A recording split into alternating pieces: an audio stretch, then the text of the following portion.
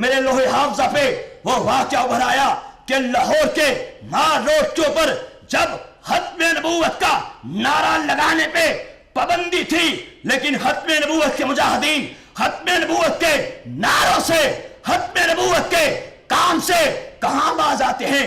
وہ تو امیر شریعت کے بیانات سن کے الحمدللہ بجلی بن چکے تھے، آتش بن چکے تھے، وہ ختم نبوت کے کام سے پیچھے کہاں ہٹنے والے تھے؟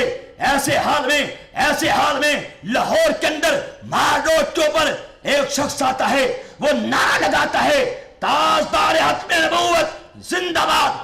آگے ایک ظالم فوجی آگے بڑھتا ہے، اس کے سر پہ بندوق کے رائفل کا ایک بٹ مارتا ہے، اس کا سر پھٹ جاتا ہے، خون گلکاریاں کرتا ہوا اس کے لباس پہ پھیل جاتا ہے۔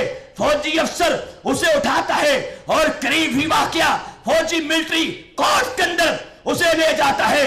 وہاں پہ جا کے فوجی جج کے سامنے جب کہتا ہے، یہ نعرہ لگاتا ہے تاجدار ختم نبوت زندہ باد، فوجی افسر کہتا ہے 1 سال قید۔ جب ختم نبوت کا وہ مجاہد 1 سال قید کا 1 سال قید کی یہ بات سنتا ہے، وہ پہلے سے بلند آواز میں نعرہ لگاتا ہے تاجدار ختم نبوت زندہ باد۔ فوجی افسر کہتا ہے 2 سال قید۔ آگے سے مجاہد کہتا ہے تاجدار ختم نبوت زندہ باد۔ فوجی افسر کہتا ہے 4 سال قید۔ مجاہد نعرہ لگاتا ہے تاجدار ختم نبوت زندہ باد۔ فوجی سزا بڑھاتا جاتا ہے، وہ مجاہد نعرہ لگاتا جاتا ہے۔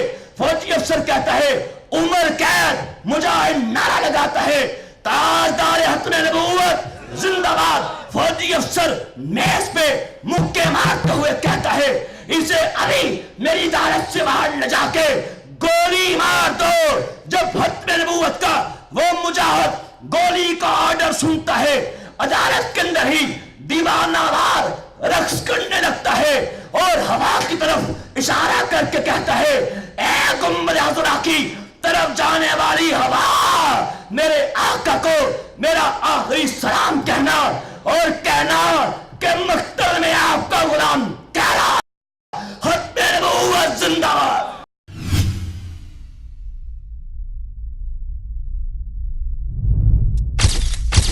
Message TV. This is your channel. This is your channel.